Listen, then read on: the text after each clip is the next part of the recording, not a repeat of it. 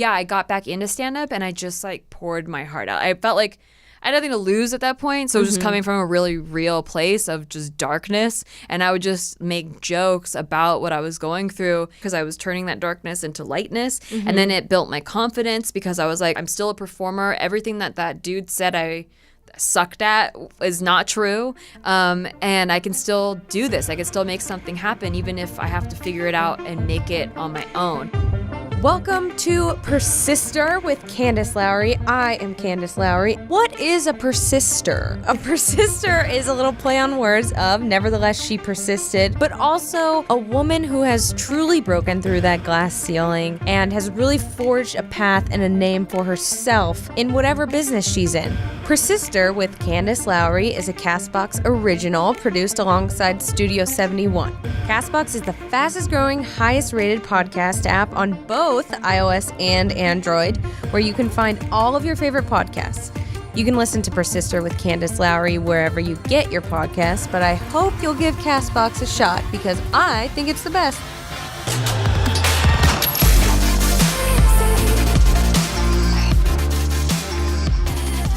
Hello, everybody, and welcome to another episode of Persister. Today, I have Nikki Limo with me, who is, an actress, YouTuber, podcaster, now a shit they don't tell you, and now a jewelry empire owner. Yes, it's quite an empire.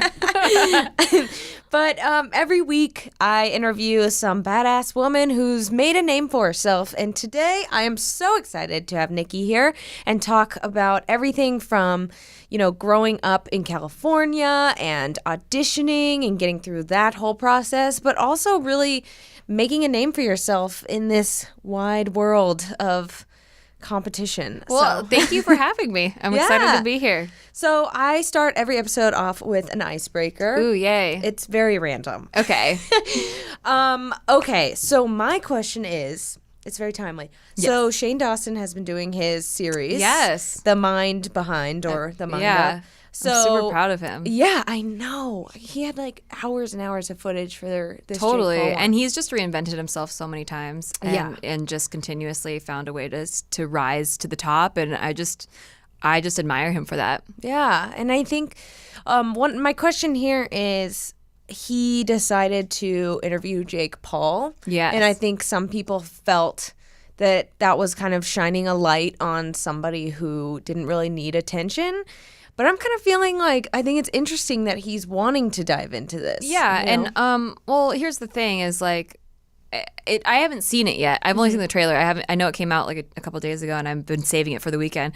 But I know it's 40 minutes. Yeah. No, I love each series that he's put out so far, so I can't wait to watch it. But I was thinking that usually he tries to get to the root of the reason why someone acts that way, which I think is so fascinating. That's what I liked about acting. I liked knowing why people behave the way they do without judging them first, because you see a douchey person and you're like, oh, what a douchebag, but then you go back to their childhood, what makes them act the way they do. Right. That's what I'm more interested in as a person. I just like knowing motive. I just think it makes people more understandable, because I think we live in a time where people just like to villainize others, where it's like, oh, bad guy, good guy. And it's really not like that if you dissect motive and where people come from. And I like that. I don't think there's anything wrong with diving into that. Yeah, and I don't think people see it as a way to get views, but he has enough. He has enough views. Yeah. He would literally pick any topic and make it interesting enough and get views. Yeah. I think what Shane's doing now is he's picking topics that he's personally interested in. And I know Shane personally, and so I know he's interested in how people became who they are, and the people that he picks are usually people that have this grandiose ego thing, and I think it's really cool that he's actually getting to do. He's one of the few people on YouTube that get to do something that they're passionate about. Yeah, get to actually make videos about things they're passionate about. A lot of us started that way, and then we're not doing that anymore. So I envy that. Well, I want to get into your passions. Oh. So, you, from what I've read, Yeah, go on. I did some light stalking. Love the way it starts. So you grew up in California. I did, right? yeah. So at what age were you like, I really want to be more than just, do a couple acting or like be famous? At what point were you like, I want to act and I want to really pursue this? Okay, so I wanted to be an actor when I was 8. And because I live in California and my grandma was already kind of working in the industry, she was SAG. She was basically a professional extra, but my grandma's such a ham. She'll find a way to like get next to the main actor, and like she would be right there in all these TV shows and movies. It was really cool as a kid to like go to the movies and see her like on the screen. But yeah, so she knew how to make that happen if I wanted to pursue that. So I immediately got headshots and looked for a manager in our area, which I lived in Santa Barbara, so it wasn't quite LA, but I was kind of like, oh, there's, not as much competition in Santa Barbara. So I got with the manager and I booked pretty much everything that I went on in the beginning. So I just thought, oh, this shit's easy. Oh, what? Like this, I know. It caused so much delusion for me later in life. But yeah, so I was like super happy and excited. I'm like, I found my thing, and I'm just going to be this forever. And then my manager died. Oh, whoa. Yeah. Wait. Yeah, it takes a dark turn. Wait, things just got, this is like soap opera level. Yeah, right yeah. now. So Was it sudden? Yeah, because like I don't mean to laugh. This is no, I know. It's just like so funny. Like, but that's like what you like in movies is where the character's like, oh, they're winning, and then defeat, like crumble. How will they make it out of this hole? It's the inciting incident. Yeah, exactly. So yeah, she died, and then we had trouble finding new representation because everyone wanted us to move to LA. My parents had full-time jobs in Santa Barbara. They're like, we're not going to do that. So I basically had to stop acting when I was 10. It lasted for like 2 years, and then I stopped. And then I just always thought I was going to have to pick a different thing because as I got older and older, which like to me old was now like 16, 17, 18. I'm like, oh, I'm so old now because all the kids that I had been acting with had already been on TV shows, had already like done things. And so I was like, oh, I guess I got to pick something else. And I went to college and was like, maybe I'll be a nutritionist. I don't really know. I got into this company that did a lot of sales. So we had to go to these conventions and listen to motivational speakers. And when I was like 19, I went to this convention and the speaker was like, you can do whatever you want in life. Just, follow your dreams and all this stuff. And like the sales company wanted us to use that to like sell more. But I was like, oh, this is definitely not my dream. Right. I want to be an actor. And I had no idea where to start, but I was like, people do it. So I'm going to figure it out. I'm just going to figure it out. And it was a lot of like, really stab in the dark, guessing and failing and trial and error. I wish I had someone that had guided me back then, but yeah, I just like had to figure it out. When like I know sometimes there are situations, especially with younger girls now, that want to get into it, but their parents kind of say like it's stupid, it's not worth doing. And did you have a really supportive family? I know with your grandma being in the industry, or did it kind of feel like they were a little cautious for you to make that move? I think my mom, when I first said it, she was a little taken aback because I was very academic. Like I got really good grades and I was in GATE and like, so she's like, oh, smart people aren't actors and smart people should, because before I was like, I want to be an astronaut. I want to be a doctor. And then I'm like, I want to be an actor. And she's like, oh, wow. Okay, and then she looked at Jodie Foster and like people that were graduated from Yale, then also were actors and great at what they do. And then she was like, oh, maybe actors aren't that dumb because it takes a lot of like learning about people to become that character. And so then she was really on board. She was really supportive. She would take off work to take me to auditions and take me to set and stuff. My dad, I think, thought it was more of a phase. Like he was just more, you're not going to make money if you're that. So pick something else. Has he come around now? Oh yeah, totally. But it took a while. But he's around now. I think. But once I was 19 and I was like, oh, I'm just gonna put everything I have into this, and I'm just not gonna stop until I hit an absolute wall.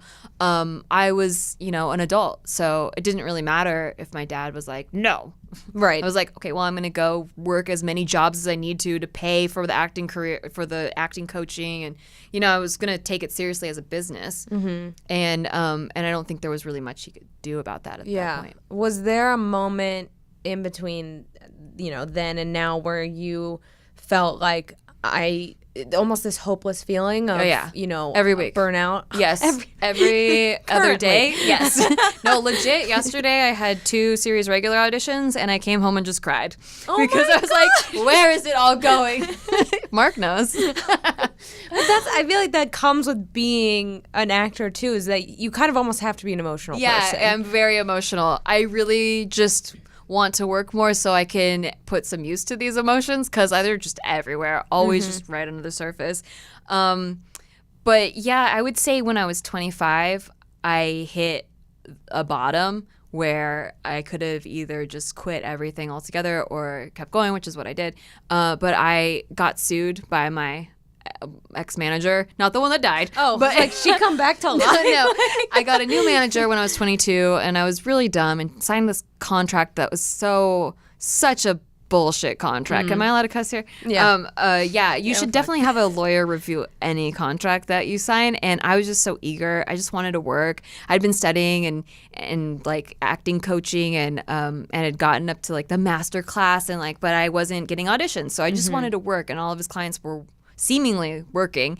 And I just signed this 4-year contract with this guy, and he was such a it was just extreme emotional abuse. Like he would call 10 times a day. If you didn't pick up the phone, then he'd lecture you for 2 hours, and he would say you're not taking your acting career seriously. He separated me from all of my friends and family because he's like, oh, you need to. It was very controlling. Yeah, the definition of an abusive relationship where they isolate you from your friends and family, and he wouldn't let me go out at night or socialize. He's like, you have to be, which I didn't really socialize anyway, but he was even more what were you doing last night? You can't. I'm like, I was home. He's like, really? You were home? It was just really weird, and I couldn't get out because this contract was so crazy that if I tried to get out, he could sue me. It was everything was a breach of contract. I couldn't do anything without his permission. It was pretty nuts. If I had known that I was going to get sued anyway, I wouldn't have stuck it out so long, but I had stuck it out with him for 2.5 years thinking if I could just make it to 4 years, then I can just get out of it. And so I would just try to appease him, and I just really he would get in my head and make me doubt myself. After each audition I didn't book, he would lecture me on how I suck as an actor and how I'm fat and I need to lose weight and I'm not TV ready. And by the way, I was 20 pounds lighter than now. So it was I was fine, but he was just super controlling and wanted to make you think that you needed him in order to succeed. Yeah, sometimes I feel like people don't realize it's almost like this ego trip that a lot of managers go on sometimes. Not talking about my manager. So. My current manager is amazing. Yeah. But, no, I mean, I think especially too, even though this is more so an emotional abuse, this whole thing with Me Too coming out and the movement. This dude tried to kiss me multiple times, and I had a boyfriend, and it was bad. And I countersued because of that. And I had so much to countersue with, but the justice system is so stupid. It's not built for people with no money. He sued me when I had no money. Who sues a poor person? I don't know. And you can't Someone that just wants control. Help. Yeah, and I couldn't afford to defend myself, so we had to settle. And it was just the whole thing was such BS. But I really hit a bottom after that because now I didn't have representation. He had called all my agents and gotten them to drop me, except for my commercial agent. That was my one ray of hope. They had already dealt with a lot of his clients coming into their office crying and being ugh. And so they're just we're not going to deal with this guy anymore. But he tried. He called them and tried to get them to drop me. But yeah, so I wasn't going out for auditions anymore. I didn't have a job. I was because I got laid off of my waitressing job, and I hadn't really booked a lot at that point. A couple co-stars, but not really something to put my feet on the ground. And yeah, I was having to ask my parents for money, and I just felt like a complete failure. I felt like everything my dad said was right, and that I should have gone to college for something else, and I just really just wanted to die. Oh my God. So, I mean, you're feeling this way, and I'm sure after dealing with all the emotional trauma too. You kind of don't want to leave the house. It sounds like you kind of fell into a depression. And also at the same time, my boyfriend was cheating on me, and he moved out of the house. So I had double rent and was dealing with the breakup. So it was like really, really rock bottom. So what steps did you take, or did anything happen that kind of helped to get you out of that dark place? So I'd been doing stand-up for maybe like 4 or 5 years at that point. And I had taken a break to focus on acting because that guy was like, if you do stand-up, you're not focusing on acting.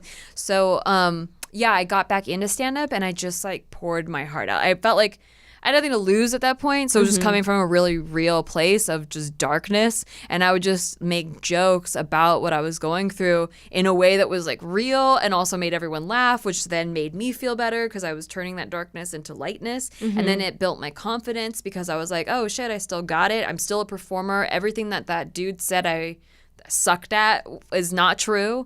And I can still do this. I can still make something happen even if I have to figure it out and make it on my own. Not necessarily a representation sending me out and getting hired by someone, but creating content on my own. And that's what really drove me to produce more content on YouTube. And at the time, YouTube Space LA had just opened and they were taking a small amount of creators to like guinea pig test it.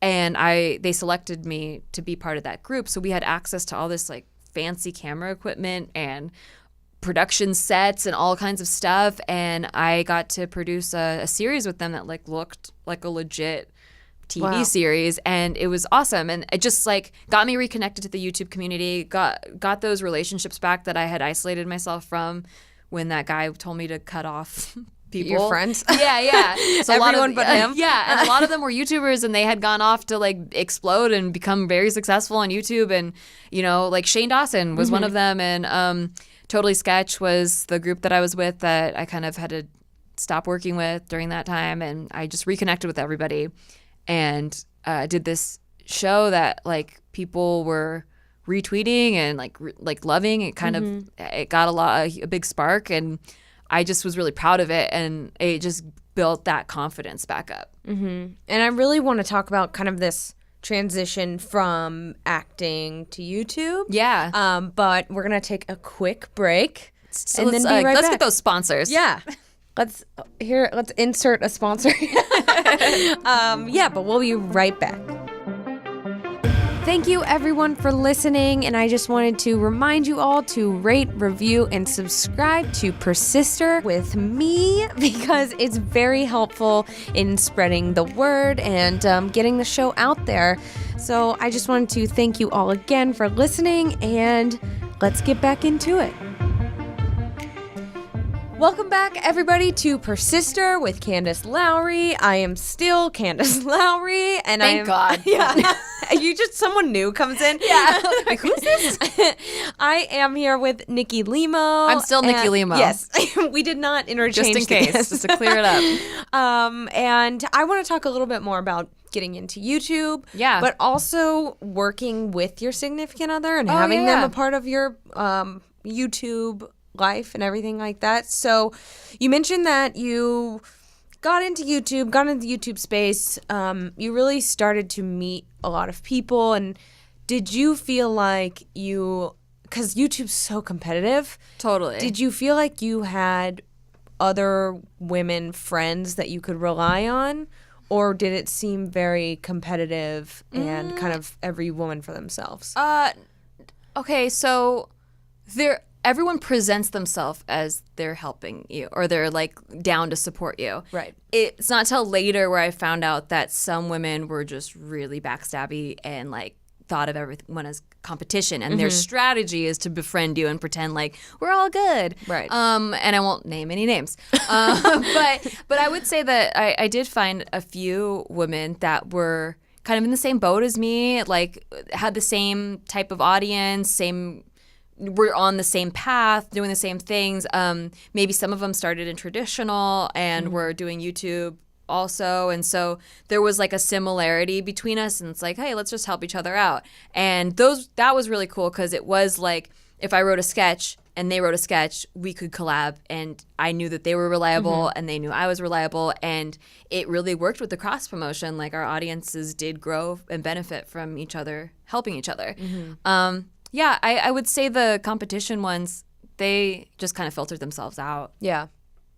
I mean, I know it is weird. There's like this facade sometimes where you're like, do you really want to be my friend, or are you kind of just using me to like get further up the ladder? Yeah, it's really weird because like I would still support them if they went and blew up. Like I would be so happy for them, but they just didn't see it that way. And again, when I talk about like think about people's backgrounds, it probably has something to do with their childhood or something that happened to them. They have a chip on their shoulder, and so I'm not gonna like judge them for it, but it just sucks when you think someone's your friend, right? And then it doesn't work out. Yeah, and it's like sometimes I find myself getting into this drama, and I'm like, I'm an adult. 26. Yeah, like, I should not be dealing with this right now. Exactly.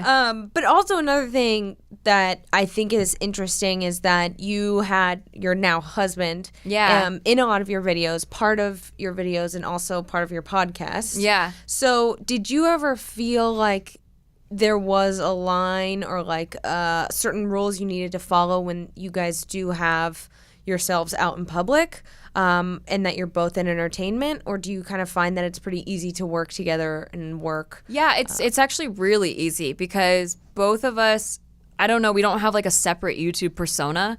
So who we are on camera, that's who we are. Like that's who we are in public. That's who we are at home. That's how we are. And it helps that he's also a trained comedian, entertainer. So we both went through the same schools of everything, like UCB improv training, stand up.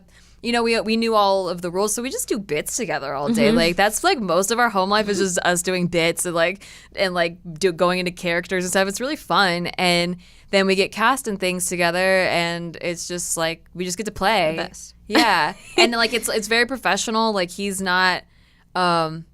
If he's cast as something, he's not going to be like, oh, my wife's here, it's making me nervous, you know? He's like, it's all good. So how did you guys meet? We met through YouTube. Okay. Yeah, so back before the manager that sued me, God. I got cast in this YouTube sketch comedy group called Totally Sketch. This was back in 2009, and beginning of 2009.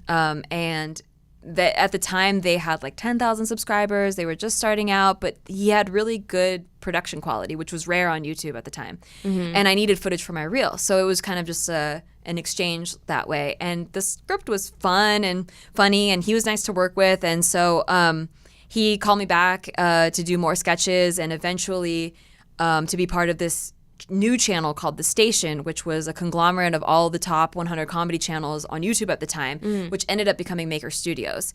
And so while he was his name is Michael Gallagher, he owns, he was the director of Totally Sketch, and while he was doing all this, he kind of put together a cast of regulars. And so Steve, my husband, was one of the other regulars in Totally Sketch. And we were both in relationships, and we were both like very relationship people. So I was never like, ooh, I have a crush on Steve, I'm going to break up his relationship. No, I was never like that. It was just like, oh, he's fun to work with. Like, it's really fun. Like whenever Steve's in the sketch with me, it's going to be fun. And and so we would just have fun, and we were friends for like 3 or 4 years before both of us got dumped around the same time. Oh my God. Yeah. It was just kind of worked out that way because both of us would have stayed with our exes forever, even though they were awful to us and it wasn't a good fit. We were just kind of those people that are so loyal, and I see the good in them that I'm just going to keep sticking it out with you until you completely shatter me. Yeah. And yeah, like I caught my boyfriend cheating on me, and so we broke up. It was a terrible breakup. And then for him, she broke up with him, and he later found out that she cheated on him. Oh my God. So it was enough to like break it where we were over our exes. Like we weren't. Turns out they were cheating with each other. Right? Weird thing is we all knew each other. So like I know his ex, he knows my ex. Lord. We all like did comedy together. So it was like a cesspool of weirdness. But Incestuous yes, it really is. Like the industry is just so incestuous if you stay in it long enough. And don't lock down your significant other. So when we started dating, it was just like, this makes so much sense. Like, you're exactly like me in a relationship. I'm just like you. We have the same sense of humor. We have so much fun when we work together. There was only just a little bit of, in the first year, we were projecting our old relationships onto each other. So after that first year when we were like, hey, what are we doing? This is dumb. We just, everything just clicked and we just totally got along and just kept you working together. finally get to have your happily ever and a good manager and good relationship. Yes. So you were working on all this YouTube stuff, still acting, and then now doing stand-up. And doing stand-up. Yeah. And now there's kind of this additional layer of podcasting, but also a jewelry line. Yeah. So really what caused you to kind of make that shift? Okay, so at the beginning of this year, I just wanted to do, I feel like a lot of YouTubers feel this way where they get in a rut and you feel kind of like you're handcuffed to this certain format that's doing well on YouTube, but maybe necessarily you're not that passionate about anymore. And I just felt like we're probably going to have kids soon, like probably within the next year or two. And so this year was really just like, what is everything that I haven't done yet that I have always wanted to do? I'm just going to go for it, and I want to do something that I'm passionate about. And Should They Don't Tell You started for me as a new format for YouTube. It was going to be a video format where I just talk about things that I wish people would have told me when I was younger. So like, I'm telling you now the things that I wish I would have known. And then when we had been working with this other channel called JK News, and they get to just like riff and talk about stuff like as it's almost like a podcast format in video form. We found like we were the most ourselves in that type of format, and if we just like could do it on a podcast and just be able to riff and not have to edit everything out and not be like, oh, for the sake of keeping it short for YouTube, like we're going to cut out all this stuff that we actually want to say. What if we just got to just keep going and like riff about it and bring cool guests on and have them talk about it and have people feel like they're not so alone. Yeah. Because it's not just us, it's also this guest that went through the same thing. Wouldn't you know it, you know? Right. So I guess to tie into that, what is the one thing you would tell like a young girl who wants to get into acting or move to LA? You know, I know you talked about the contracts, which is really important. Yes, definitely. I know it sucks because it's like, oh, lawyers cost money, but they will save your ass in the long run to just have a lawyer review it. It's like $300. Yeah. You know? But it's so worth it. I got sued for way more than that, and it sucks. Oh my so God. don't do that. Also, it felt like I kind of got some of my life robbed from me during those 2 years. Yeah. So yeah, definitely don't do that. I would say for people, I mean, acting is kind of a different start than YouTube, but one can leverage the other depending on which route you go. So just pick the one you're more passionate about and just start. Like, I think the biggest problem people have is they try to plan everything out beforehand and they try to, like, make sure it's going to be perfect before they start. And it's not going to be perfect. You're going to suck. Like, it's going to suck. It's going to be hard. Accept that you're going to suck, and then you might surprise yourself at how much less you suck than you thought you were going to suck. But you're definitely, like, you need to start in order to figure out what to change or what to adjust or what to improve on or what your strengths are or what your weaknesses are. You don't know any of that before you start. You can't plan that.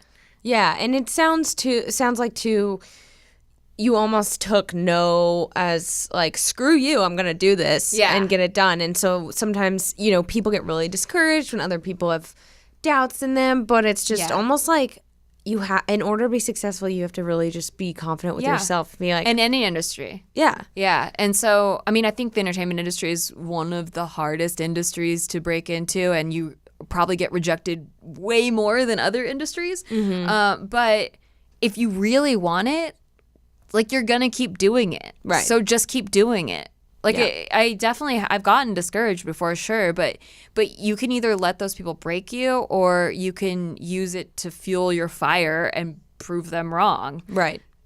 And I feel like that's what's so cool, which is what you did, is that I don't know what this manager's doing. I hope that he's in trouble right now because I do not like He's him. definitely a very sad, very sad person. Yeah, and that's kind of what I've realized is that these people that are so just egocentric are really the most insecure people. He was like a classical narcissist, just very demanding your respect, but will never get it because you can't demand someone's respect. You can demand them by law to follow what you're saying, because you're going to sue them. But that doesn't make someone respect you. Yeah. And what is being in entertainment, both YouTube and traditional like film, what is the hardest thing you think women have to face?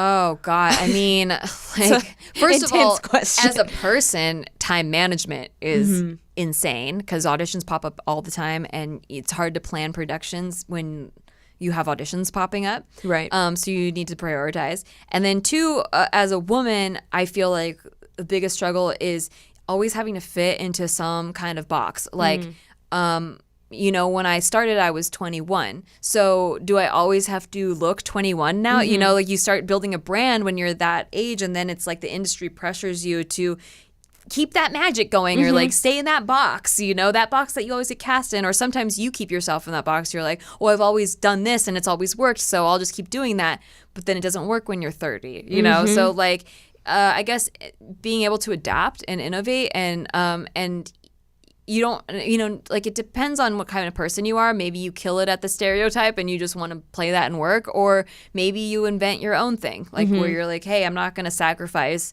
what I want my brand to be because it's my brand. And if you can hire me or not hire me. And that's kind of more the path that I've gone on because the beginning was I just felt like so pressured to be in some box that I didn't understand. I'm sure it feels liberating to be like, fuck you.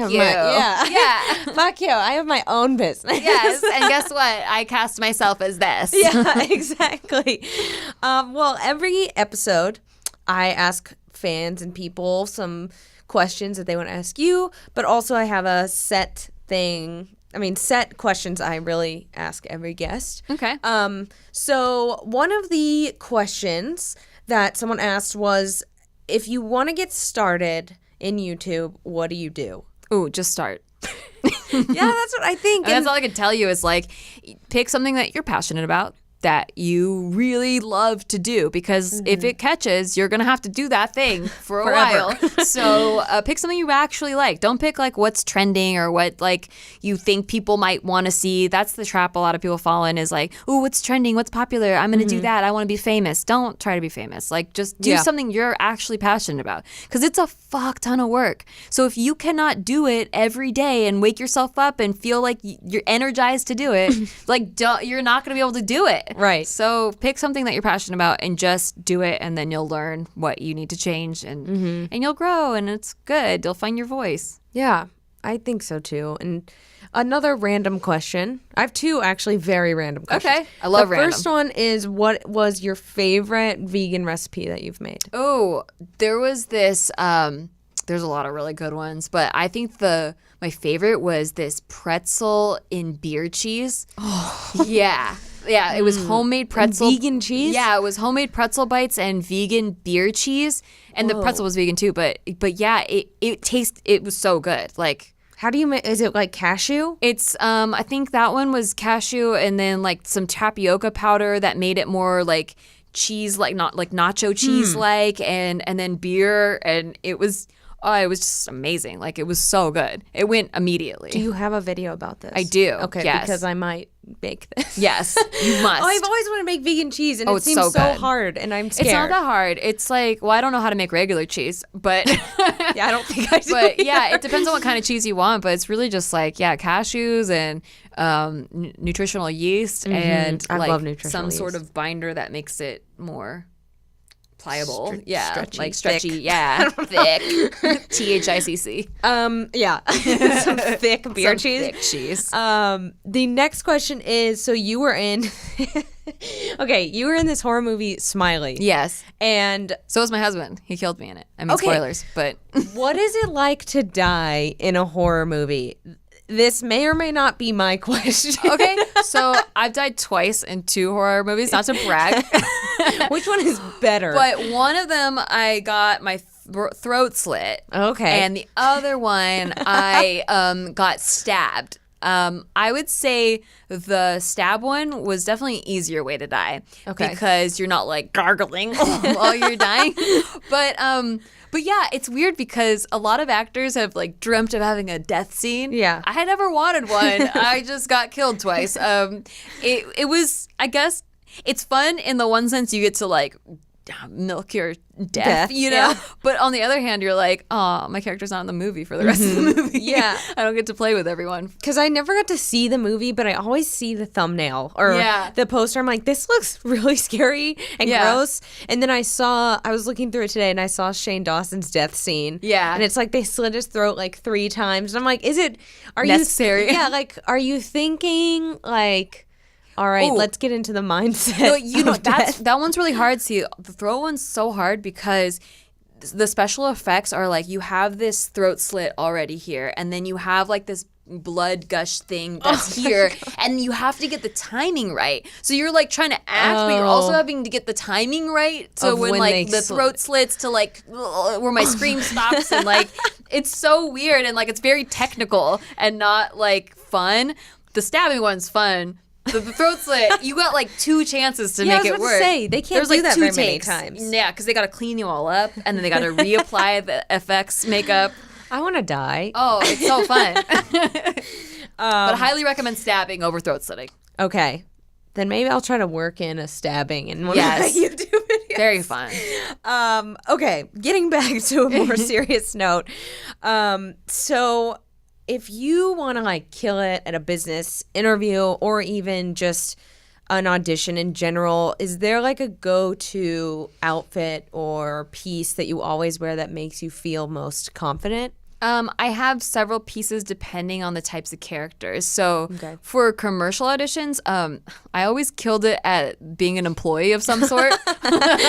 Sounds weird, but that's my niche. Like an Office Depot? Like Taco Bell, Target, and McDonald's. Always employees. They all wear polo shirts. So I have these one pair of khaki pants and 3 different colors of polo shirts. I have blue, red, and black. God. And do you have a name tag?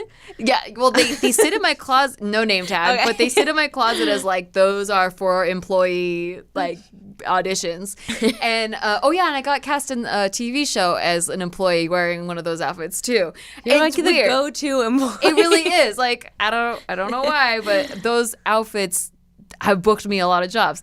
And then I used to get called in to be this like club girl, like girl at the bar, like where's the bathroom, like that kind of girl. And there was like this specific red top that I got in Vegas that like was droopy and like had like some like hangy sparkle things, and like God. It was so annoying and obnoxious and not something I would ever wear, but it's like totally that character. So if you want to get that character across, because when it comes to TV shows and commercials, you have like 2 seconds for the audience to recognize, oh, that's that type of girl. Right. So you have to just be as much that character as possible. Mm-hmm. And that outfit really worked quite a few times. But like, other things, I don't know. It kind of just goes by the essence of the character. Yeah. I think that's funny that you're like, these are my wardrobe for store girl. And then finally, I just want to ask, because it's called Persister. Yeah. What is a really defining moment in your life where you're like, wow, like I really persisted through these odds, and where you were just really proud of yourself, like I did this all on my own and kind of didn't have to rely on anyone else. And even from what you were telling me, it almost seems like your whole journey has kind of been like that. Yeah, it really has. Even now I feel like that. Like I said, I cried yesterday after my auditions because I never know if anything's working or how long I have on, But I would say this year when we bought a house was kind of a moment where I was like, I bought this based off of YouTube and acting only. Like both me and my husband, that's all we do. And he's a screenwriter too, but like that's what got us a house in Los Angeles, like a piece of real estate. And that's crazy. Like I used to just be okay with like the fact that I was never gonna buy a house because I'm just always gonna be a starving artist. Yeah, exactly. And the fact that we were able to do that would like really, I'm really hard on myself, but that particular moment I was like, whoa, good job, us. Like, that's crazy. Nice pat on the back. Yeah, like most of the time I'm like, fuck you, you suck. Like, get it together. Everything's gonna fall apart. Everyone's relying on you and you're letting everyone down. I'm really mean, like so mean. But that moment I was like, hey, you did good, kid. I feel hopefully one day I'll be able to afford a house. But anyone like, even my boyfriend and I now we're like, those people like bought a house, like they know what they're doing. Like even like the month before buying one, I was like, we're never gonna buy a house. Like it's never gonna happen. And now it's yours. Yeah, and I can't believe it. Every time I wake up and go downstairs, I'm like, whoa, we still live here. This is crazy. It's been like 5 months, and I'm like, another month, we made it. That's we did insane. it. I can't believe this. All right, so the next question is, I feel like I'm like interviewing you for a job. I love it. What are the 3 most important qualities for your success, would you say? Oh, I mean, the basic answer is like persistency, consistency, and self-care. But that's true. Oh, It's people like, forget about self-care. Self-care has been a huge one for me because I really have been under that like discipline mind state of like efficiency and like this, use of my time and making sure that everything is work oriented. But if you are not taking care of you, then it really doesn't matter how much work you're doing because you're not giving your best. Like you can't continuously put out quality if you're not taking time to refill that cup. Right. And that's been such an eye opener for me just in the past like 2 years where I just kept getting burnt out and like kept going but not with my heart in it. And so just taking that time out to deal with your mental health issues and go to a therapy and take a bath, go, like meditate, like do something that's just not at all work oriented. Right. So it's like persistence and self-care. Yeah, like be disciplined, be persistent, because a lot of people have the opposite problem where they're like, I can't be disciplined enough. Like I'm just always wanting to take a break, and it's like, I don't know. I didn't have that problem. I had the like, if I stop working, everything's gonna crumble, right. and I just can't stop working because this isn't helping my future, and I can't take a break on the beach. Yeah, and that doesn't help because then I'm just frantic and neurotic all the time. So yeah, take that time, re-energize, then work your ass off. Yeah. I agree with that. Well, thank you so much for coming on here. Thanks for having me. This is so fun. I learned a lot. I feel like I learned some things. Good. And I have a new vegan recipe, which is nice. Yes, you must try it. So much better honestly, people are like, oh, vegan, how good could it be? But it honestly is really good. Yeah. It's the future. Yes. But if you want to learn more about everything we talked about, please listen and subscribe to Shit They Don't Tell You. Oh, yeah.